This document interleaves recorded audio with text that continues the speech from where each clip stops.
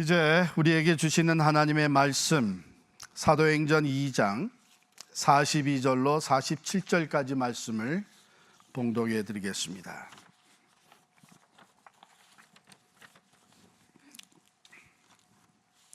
사도행전 2장 42절부터 봉독합니다. 그들이 사도의 가르침을 받아 서로 교제하고 떡을 떼며 오로지 기도하기를 힘쓰니라. 사람마다 두려워하는데 사도들로 말미암아 기사와 표적이 많이 나타나니 믿는 사람이 다 함께 있어 모든 물건을 서로 통용하고 또 재산과 소유를 팔아 각 사람의 필요를 따라 나눠주며 날마다 마음을 같이하여 성전에 모이기를 힘쓰고 집에서 떡을 떼며 기쁨과 순전한 마음으로 음식을 먹고 하나님을 찬미하며 또 온 백성에게 칭송을 받으니 주께서 구원받는 사람을 날마다 더하게 하시니라. 하나님의 말씀입니다.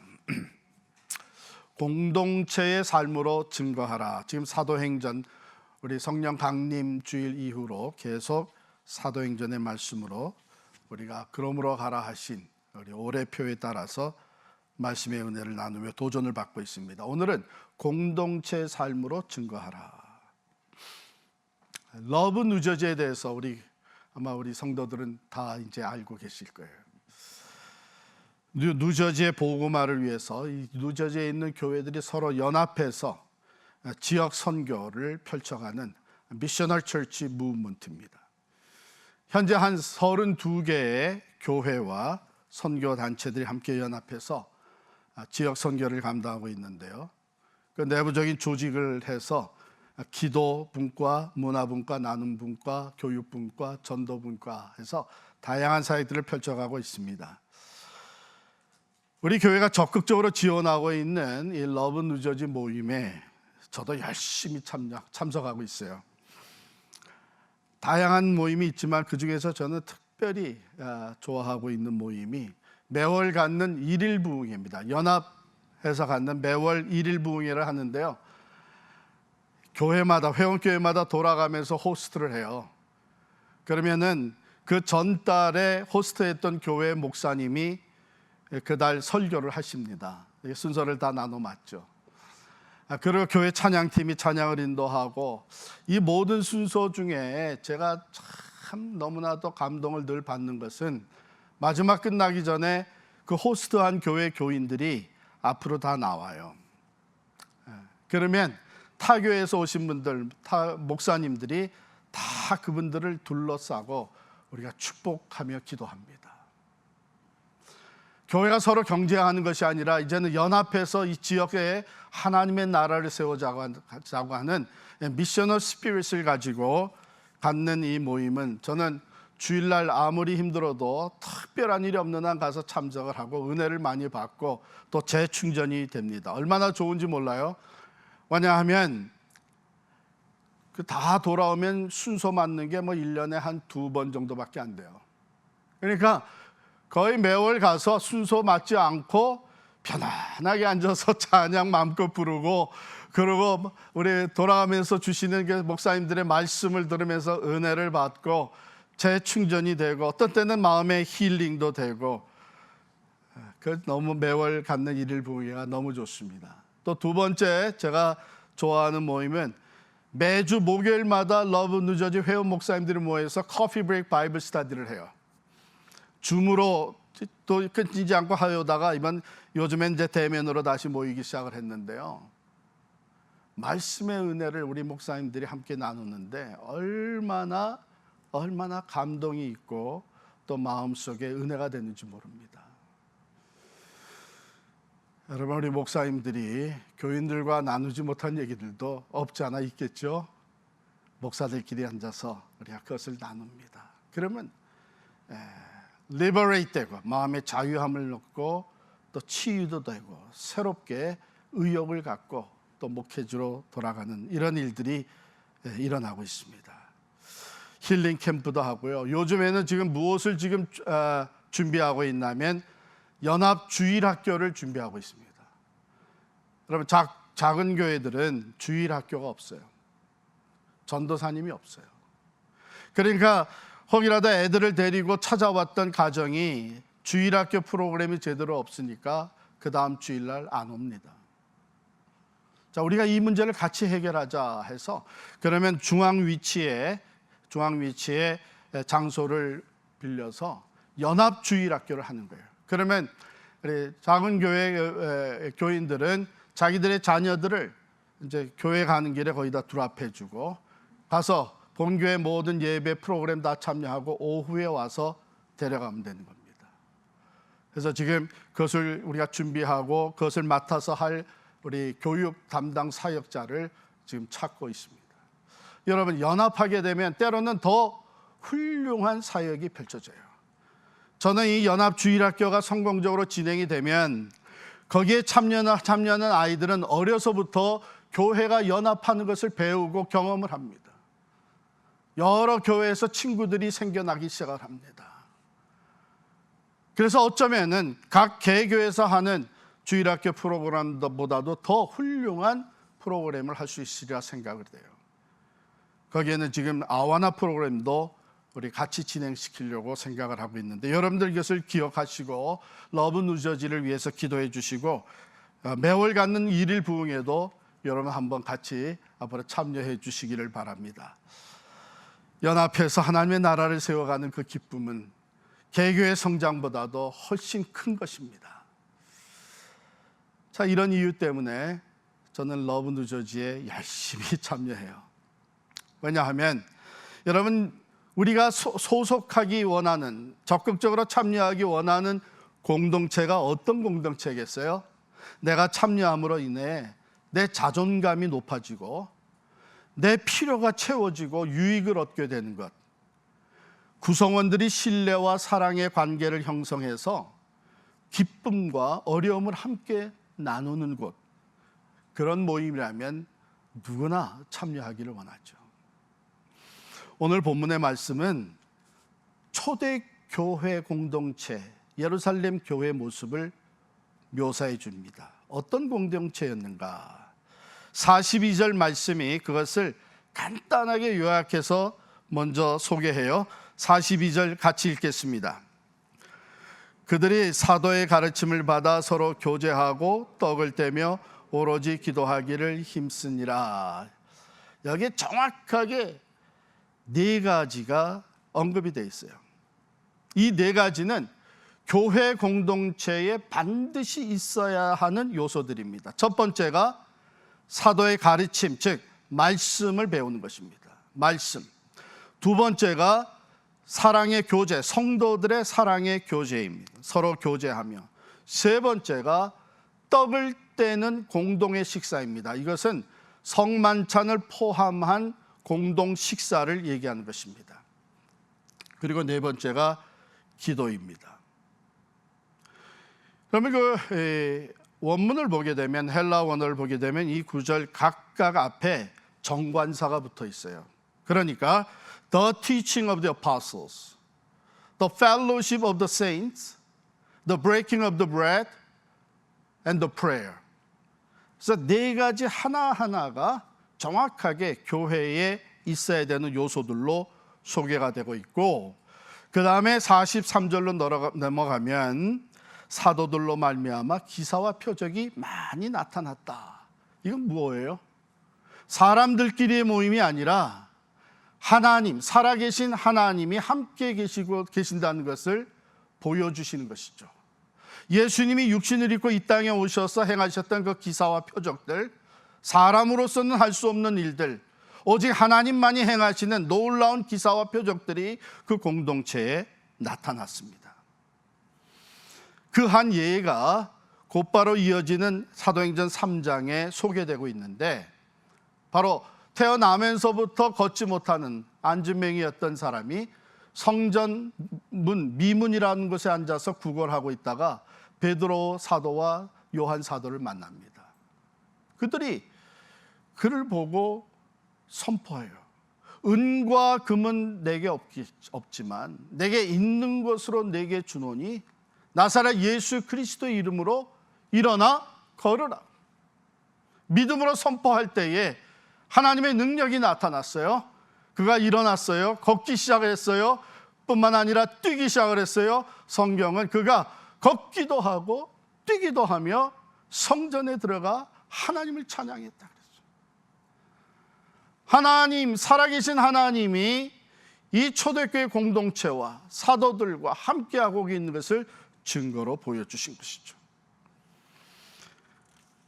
그로 말미암아 사람들은 오히려 그 공동체를 무시하는 것이 아니라 소홀히 또 비난하는 것이 아니라 사람마다 두려워하게 됐습니다. 즉 하나님을 경외하는 마음으로 그 공동체를 바라보게 되었죠.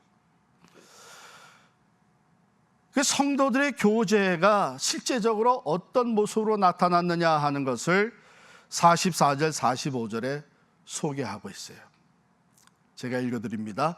믿는 사람이 다 함께 있어 모든 물건을 서로 통용하고 또 재산과 소유를 팔아 각 사람의 필요를 따라 나눠주며, 그냥 모여서 즐기고 먹고 마시는 그런 게 아니고 유무상통한 거예요. 가진 자와 가지지 못한 자들이 함께 자기들의 가지고 있는 것을 통용하면서 서로의 필요를 따라 나눠주는 사랑의 섬김이 있는 공동체였습니다. 어떻게 그것이 가능하겠어요? 내가 가진 것이 내 것이 아니라 하나님이 내게 맡기신 하나님의 것이다라고 하는 청지기적인 스피릿을 가지고 공동체에서 함께 나누며 쓰게 됐죠. 서로 필요를 채워줍니다.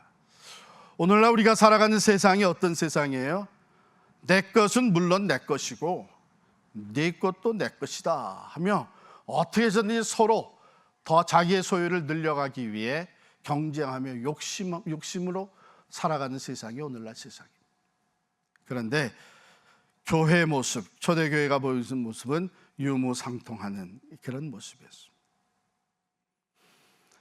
그들은 성전에 모이는, 여기 보면은 성전에 모이기를 힘쓰고 성전에 모이는 큰 공동체로서 뿐만이 아니라 또한 집에서 모이는, 가정에서 작은 공동체로, 우리 은사동이나 또 교구의 그 작은 공동체로 모이면서 교제가 계속이 되었습니다. 중요한 것은요, 이 크고 작은 모임이 마음이 하나가 되어서 함께 했던 자리들이었습니다. 그래서 46절에 보면 날마다 마음을 같이하여 성전에 모이기를 힘쓰고 집에서 떡을 떼며 그랬어요. 그 모임에 마음이 하나가 될 때의 큰 기쁨과 어린 아이들의 모임 같은 그 순전한 모임이 되는 것이죠. 아무리 열심히 모여도 우리의 마음이 나눠져 있다면 거기엔 기쁨이 없습니다. 그래서 마음이 하나가 됐다고 하는 것. 자, 여러분이 이제 우리 성경이 제시하고 있는 초대교회의 모습을 이렇게 들여다보면서 어떤 바람이 생깁니까? 우리 교회도 이렇게 됐으면 좋겠다. 여러분, 사실 여기에 나온 그 모습들은 우리에게도 있어요. 말씀 배우잖아요. 우리 친교하잖아요. 떡을 뗍니다. 그리고 기도해요. 그럼 차이가 뭐냐? 차이가 뭐냐? 오늘 본문의 두 군데에 힘썼다 하는 말씀이 나와요. 42절 보면 그들이 사도의 가르침을 받아 서로 교제하고 떡을 떼며 오로지 기도하기를 힘쓰니라. 또 내려가서 46절에 보면 날마다 마음을 같이하여 성전에 모이기를 힘쓰고 집에서 떡을 떼며 기쁨과 순전한 마음으로 음식을 먹고. 여기 힘썼다는 얘기가 두 곳에 나옵니다. 이게 차이예요. 이게 차이예요. 자, 우리 42절을 보면 우리 한국말 성경에 보면은 오로지 기도하기를 힘쓰니라 이렇게 돼 있어서 다른 것보다도 기도에 전심전력을 한 것 같이 해석이 돼 있는데 사실은 그게 원어에서 조금 벗어난 해석입니다. 그래서 여러분 영어 성경을 보게 되면 달리 돼 있어요. 영어 성경에는 제일 앞에 나옵니다. 그들이 힘썼다. 뭐에? 사도의 가르침, 말씀을 배우고 교제하고 친교하고 떡을 떼고 기도하는 것, 이렇게 돼 있어요. 그래서 그 네 가지를 다 골고루 힘썼다고 기록이 되어 있습니다. 그래서 영어로 한번 읽어드릴까요? ESV 버전에 보면, English Standard 버전이죠. And they devoted themselves to the apostles' teaching and the fellowship, to the breaking of the bread and the prayers. 네 가지가 다 힘썼다는 것이죠. 또 킹 제임스 버전에도 보면 And they continued steadfastly in the apostles' doctrine and fellowship and in breaking of the bread and in prayers. 그래서 이 네 가지는 우리가 힘써야 되는, 골고루 네 가지를 다 힘써야 되는 것이죠.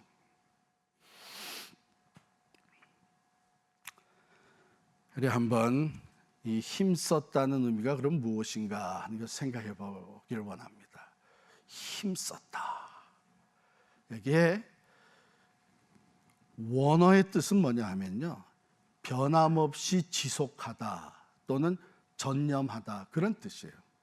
그래서 아까 영어로 읽어드린 대로 continue steadfastly, 변함없이 지속한 것, 또는 devoted, 변함없이 전념하는 것. 이게 중요한 거예요.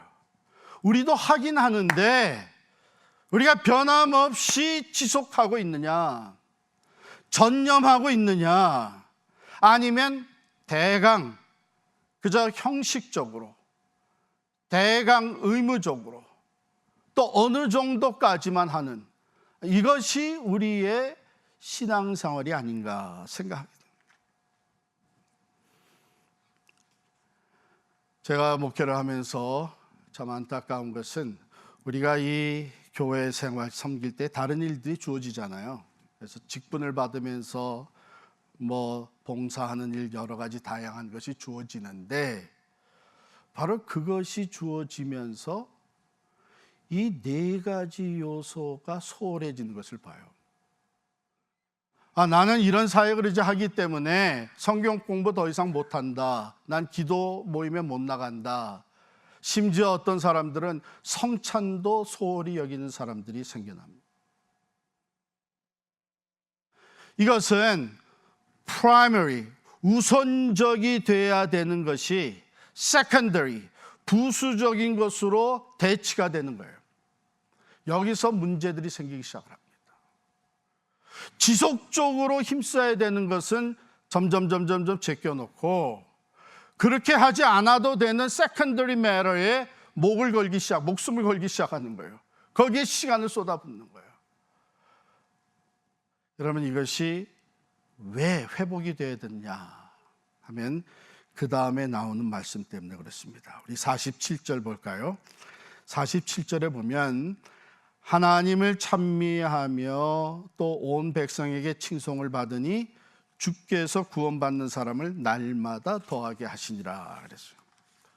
자, 주께서 구원받는 사람을 날마다 더하게 하시니라. 이것은요, 문자 그대로 교회 성장은 주님께서 하시는 것이다 하는 것을 얘기해 줍니다. 즉, 구원받는 사람의 숫자를 날마다 더해 주시는 분은 주님이시라는 거예요. 사람들이 구원받게 할 수 없습니다. 우리들이 다른 사람을 구원받게 만들 수가 없다는 얘기예요. 사람들의 노력으로 진정한 교회 성장을 이룰 수가 없습니다. 물론 우리들이 다양한 프로그램들과 매력적인 어트랙티브한 행사들을 통해서 이미 믿는 사람들이 수평 이동을 하면서 더 많은 사람을 유치할 수는 있어요. 그러나 그것은 구원의 열매가 아닙니다. 주님이 원하시는 것은 교회를 통해서 죽었던 영혼들이 다시 살아나는 구원의 역사를 원하시는 거예요. 그건 우리가 할 수 있는 일이 아닙니다. 그런데 주님이 이 구원받는 자의 수를 더해 주시는 것을 우리를 통해서 하십니다. 그렇다면 우리가 해야 되는 것은 뭐냐 하면 주님이 우리를 구원의 역사를 위해서 우리를 사용하실 수 있도록 준비되어지는 거예요. 준비된 공동체가 되는 거예요. 왜냐하면 그 공동체가 되면, 초대교회와 같은 교회 공동체를 이루게 되면 그곳에 주께서 구원받는 자의 수를 더해 주시기 때문입니다. 준비되지 않은 공동체에 그 소중한 영혼들을 왜 보내시겠어요? 괜히 보냈다가 거기서 상처 입고 나오고 하나님에 대해서 잘못된 가르침을 받고 하게 되면 왜 보내시겠어요? 보낼 이유가 없죠. 자, 그래서 오늘 말씀에 우리가 관심 있게 봐야 되는 것은, 초대교회는 온 백성에게 칭송을 받았다 하는 것이 귀한 말씀이에요. 온 백성, 이것은 교회 밖에 있는 사람들을 얘기합니다. 교회 밖에 있는 지역사회, 주변 사람들이 초대교회에 속한 사람들, 그 공동체를 보면서 칭찬을 했다, 부러워했다. 함께 모여서 하나님을 진심으로 찬양하고 사랑으로 서로 교제하며 서로 섬겨주고 서로의 필요를 채워주는 그 모습, 진정으로 서로를 사랑하는 그 공동체를 바라볼 때에 주변 사람들이 칭찬을 하는 거예요.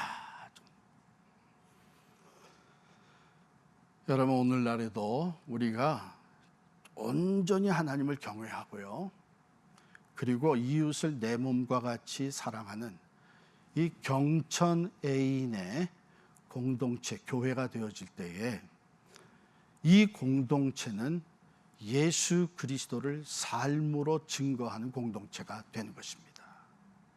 그런 교회로 될 때에 하나님께서 구원받는 자의 수를 더해 주시는 것이죠. 자, 그럼 어떻게 역사하셨느냐? 어떻게 구원받는 사람이 날마다 더해지게 하셨느냐? 여러분, 우리 사도행전의 말씀을 그리고 공부할 때는요, 항상 이것이 어떻게 시작이 되었느냐 하는 것을 우리가 잊어버리면 안 됩니다. 어떻게 시작됐죠? 사도행전의 이 모든 일들이 성령 강림으로부터 시작이 됐어요. 성령을 보내주시겠다고 약속을 하셨고, 그 성령의 충만한 임재 가운데서 교회가 탄생이 했습니다. 즉, 주님은 성령을 보내주시고 성령의 충만한 역사로 우리들을 초대해 주셔서 예루살렘 교회 같은 공동체가 세워지게 하시고, 그 공동체가 칭찬받는 교회가 되게 하셨어요. 그래서 주님께서 구원받는 자의 수를 날마다 더해 주시는 교회가 되게 하셨어요. 이걸 다른 말로 바꾸면, 주님께서는 성령을 통해서 먼저 부르심을 받는 사람들, 그들을 변화시키고 그들의 변화된 모습을 통해서 주변의 사람들을 변화시키시는 구원의 역사를 이루어 가신 것입니다.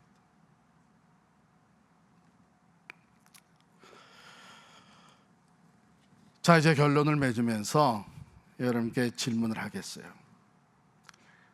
오늘 우리 필그림 선교교회는 주변 사람들에게 칭찬을 받고 있습니까? 칭찬을 받는다면 실제적으로 어떤 얘기를 들어보셨습니까? 또 반대로 오늘 우리 교회는 주변 사람들로부터 비난을 받고 있습니까? 그렇다면 어떤 비난의 소리를 들어보셨습니까? 초대교회와 같이 주변 사람들에게 칭찬받는 교회가 되기 위해서 우리는 어떻게 변화되어야 하겠습니까? 또 그 변화는 어떻게 가능하겠습니까? 중요한 질문이에요. 우리가 변화되어서 주변 사람들, 믿지 않는 사람들이 볼 때에 칭찬할 만한 교회, 공동체가 되어질 때에 거기에 구원의 역사가 일어납니다. 오래전에 말이에요, 우리 새가정반을 마치고 간증하신 분 중에 자기가 어떻게 우리 필그림 교회에 등록을 하게 됐는지를 간증으로 나누는 분이 계셨습니다. 이분이 장례식에 참여를 한 거예요. 우리 교회 성도가 돌아가셔서 장례식을 하는데 아는 가정이기 때문에 참석을 하셨어요. 그런데 그 장례식에서 교회가 이렇게 삶을 나누는구나. 온 교회가 함께 슬퍼하고 사랑으로 그 유가족을 섬겨주고, 그리고 장례식을 통해 구원과 천국의 소망을 확고하게 선포해주는 그 장례식에 이분이 감동을 얻은 거예요. 그래가지고 나도 저런 교회에 속해서 신앙생활을 하다가 죽으면 저런 장례식을 나도 받을 수 있겠구나. 그래서 등록을 하셨다 그래요. 그래서 그분이 우리 교회에 등록하시고 신앙생활을 함께 하시다가 먼저 하나님 나라에 가셨습니다.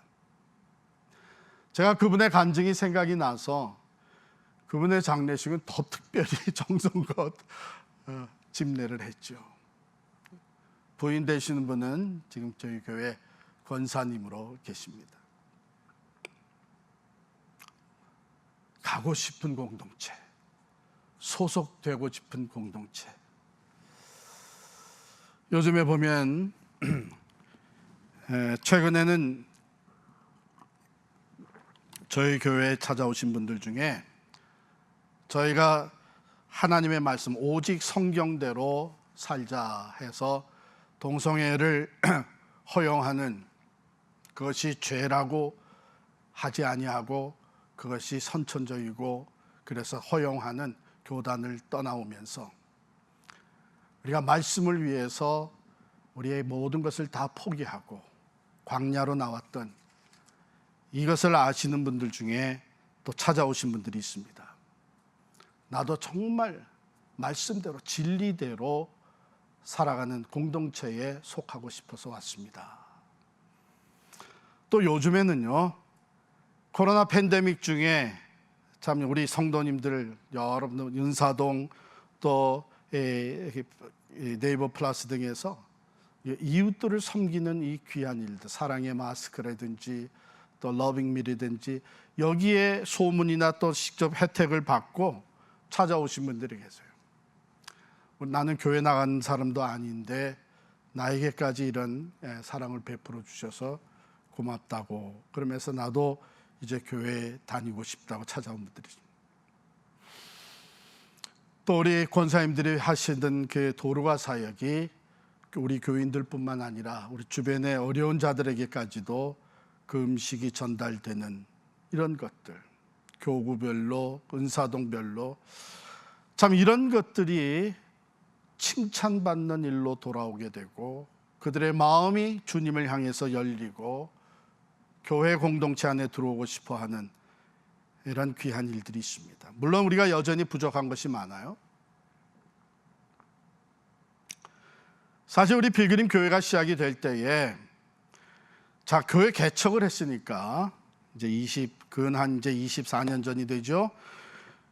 전도를 해야 되지 않습니까? 그래서 우리 개척 멤버들이 전도하려고 힘쓰는데 전도가 안 되는 거예요. 그래서 우리끼리 모여서 자, 우리 어떻게 하면 좋겠느냐.